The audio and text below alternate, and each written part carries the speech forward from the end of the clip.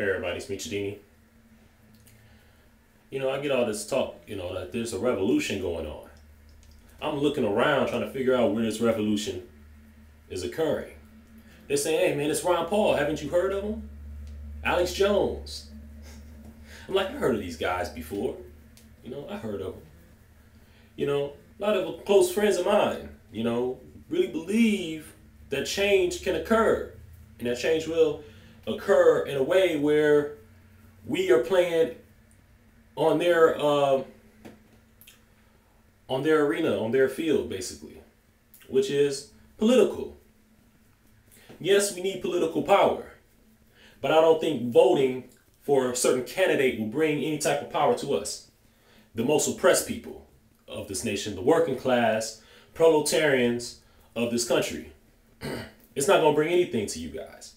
Why? Because you can't just go and vote. You got to have some collective economic power. You understand what I'm saying? You got to have some type of collective economic power to make anything work. A lot of you say, oh, we can just vote. You're voting, but you're voting on your individual beliefs and values and on certain issues. So Ron Paul got to go out here and touch the right points on these issues to get your vote, to get your money. You understand what I'm saying? So this is, or any candidate. I don't want to pick on Ron Paul, but we got to pick on him because we expect him to be great if he gets in office. We expect him to give the power to the people. We expect him to let the proletarians, working class, the most oppressed people, to build up these nations, to build up, when I say nations, I mean communities. You understand what I'm saying? To build up these communities that people look down upon. We look to him to have them create jobs, to have them have ownership in their own communities. We look for him to make sure they get cleaned up. Where people don't have to be intimidated to approach their communities and these people that's in these communities. You understand what I'm saying? We look towards him to build America, make it stronger, because America is only as strong as its weakest link. Do you understand what I'm saying? America is only strong as its most oppressed citizen. So I'm looking around, I don't see a revolution. I see politicians. I don't see people coming together collectively, economically, to gain some type of economic power within their community, within this nation. Because you understand, we live in a nation that's a corporation within corporations. You understand? It's a corporation, a huge corporation that got corporations all in it. This is a nation that has many nations all within it. All right? So to be the president of this nation of many nations, you talking about the United Nations, America's the goddamn United Nations. You got a little bit of everything here. It's a big melting pot. Then you got this one man that's supposed to make sure everything's good for everybody, all types of social classes and whatnot. The problem is everybody want to be rich as Rockefeller and Rothschild. Everyone wants a mansion, but people say, oh, that's a fairy tale. They can't give everybody a mansion. They laugh at you when you say everyone should have a mansion. Why not? We Americans, we deserve it. That's it. You deserve it. I deserve it. Don't you want one? I want one. Shit, why shouldn't I have one? Why Rothschild and Rockefellers have all this power and we don't? That's the problem. Now, if he can reverse that, I will vote for him. But I'm sorry, I don't think he can. I don't think he can. I think the people will have to rise up and believe in themselves to do that. No doubt about it. They always say revolution is going to occur with some type of criminality. You know what I'm saying? The elite, a real revolution is going to have the elite saying some criminal activity is going on. You know what I'm saying? Like the John Birch said, hey, it's criminal what they was doing in the 60s. Martin Luther King, Malcolm X, all these people, the Black Panthers, because, hey, they working with the communists. That's what the John Birch Society said. Hey, they work with the communists. They be in commune like they are, like the wealthy elite. They come together. I just heard of a Swiss company, a natural resource Swiss company, merging with another Swiss company in the same natural resources because these resources are limited now. They're becoming scarce. They're reaching a point of scarcity. So now you got these companies coming together, merging together to share it. Working as a commune, coming together as a collective. Ain't that a bitch? But the working class, oh, hell no, you bet not come together. You bet not come together. Oh, no, we signed that NDAA, the National Defense Authorization Act, and we're going to come make sure that you are not going to be coming together as a collective, congregating around places, trying to figure out how we can overcome this government, global elite power and shithole that we're in. No. They're going to make sure that we're not going to be able to congregate that way. You go to church, and that's where you're supposed to congregate that way. You go to church, you don't even congregate that way.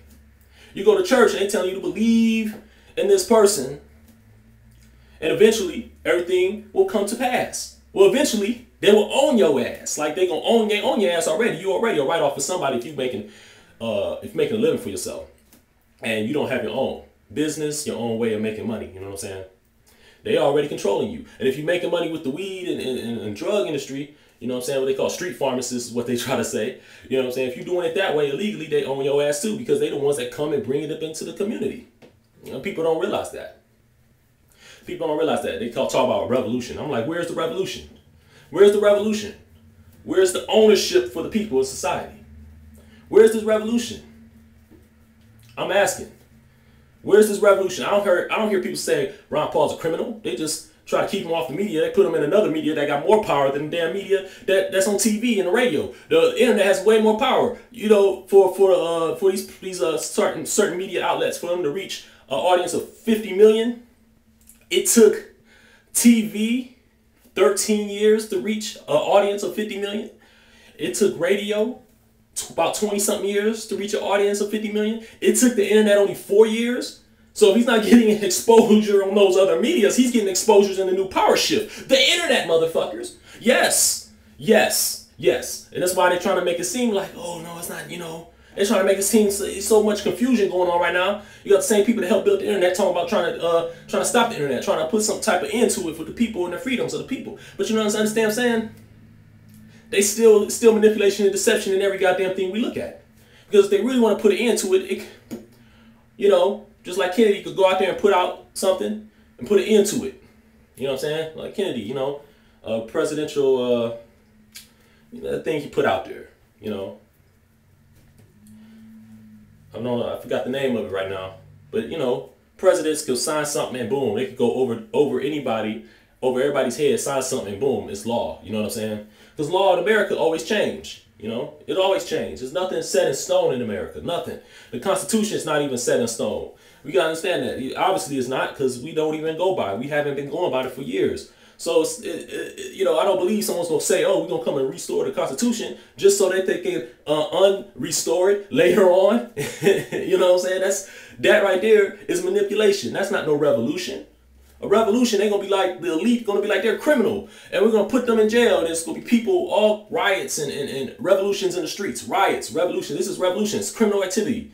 When America came here, when the Europeans came here to take America, it was criminal activity being done. They stole land from somebody who was here naturally before they came here. They stole the land. Criminal activity. But no, it's a revolution. When the British came here to try to get their payment because we wasn't paying them, and we said, oh, no, you know, they thought it was criminals. But no, it was a revolution. American Revolution. We called it that. You know what I'm saying? It's criminal activity. So when someone's trying to come and take their shit and repo their shit, you got the right to blast them in their motherfucking head because America done it. And I'll go and give the judge some history. I'll give him a crash history course on his own damn country and his own damn people. Because this is exactly what's going on. You know? Revolution is criminal activity. You tell me now, when you go to a place and take the people, all right, and you take the king when you was buying the people. Now you took the person that you was having a direct sale with, and you just took all the people. Criminal activity, but no, revolution, a change. A change is gonna come. This is bullshit, man. You go to a country, you take their leader, say he's a criminal, set up a fucking democracy in your form, in your way, and in your liking in that country. Have him charged by those people that you have set up. You know what I'm saying? He's not even being literally judged by his own peers. Literally, he's not.